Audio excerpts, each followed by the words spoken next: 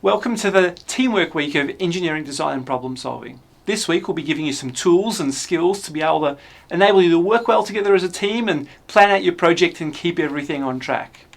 Now the first tool that we'll be giving you is the Gantt chart. And Gantt charts are really useful tools for planning out projects and keeping them running on track and allocating resources and working out how things can run smoothly. Now, Gantt charts have been around for over 100 years and were named after Mr. Henry Gantt, an American mechanical engineer that brought great efficiencies to the place that he worked with these sort of techniques. Gantt charts are a pictorial representation of all the different tasks in the system and categorized by time and how they interact with each other. So some of these tasks have dependencies on them. So we can't start this task, for example, before we've completed this task. So there's a dependency relationship there. And some tasks can be completed concurrently. So these tasks here, we can do all at the same time, which is good to know when we're allocating resources, both in terms of materials and people that are going to be working on the various projects. Now, for each of these tasks, we need to perform a time estimation. So you'll see some of these tasks are taking in the order of weeks, some of them are taking in the order of months. And time estimation is something that's tricky to do.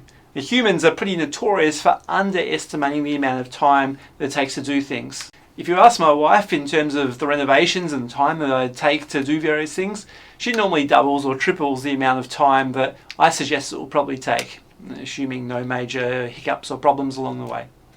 And that's normally a fairly good rule of thumb to look at a realistic time estimate in terms of the worst case of what it might take you to complete a particular task. So if you think, well, if everything runs smoothly, it might take 3 days, it will probably really take 6 to 9. And that would be something that you want to put in your Gantt chart. Now that will encompass all the various roadblocks, difficulties, and things you run into that were just unforeseen. It might be people getting sick, unexpected delays from suppliers sending you the wrong thing and then you having to send it back. All of those things need to be factored in there. Now for your EWB project, you'll be creating Gantt charts and submitting your own Gantt chart as a team. And obviously we're in week 4 now. You should have hopefully done a little bit of work, particularly on the research side of things. But there's all sorts of different categories that we can put in our Gantt charts because we're plotting out the progress of the project. And the other thing that we need to put in there is the milestones, when various things are due.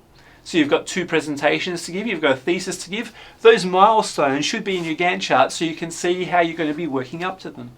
Obviously you're going to have factors in there that you want to include, like proofreading your thesis and actually creating the thesis, drafting the thesis, and time to practice the talk and time to create the talk. Those elements could be in your Gantt chart and should be listed explicitly in there. And obviously you can't practice your talk before you've actually created your talk, so things need to be in order.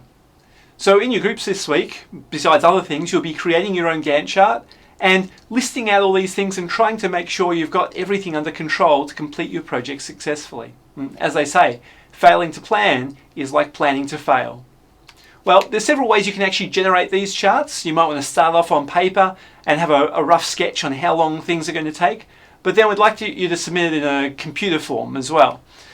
So you might use something like Microsoft Project, or people have even used Excel and other things in the past. I actually like this one. It's an open source program called Gantt Project, free to download, and does a rather good job to quickly get you a Gantt chart up and running with all the interactions in there with the different parts.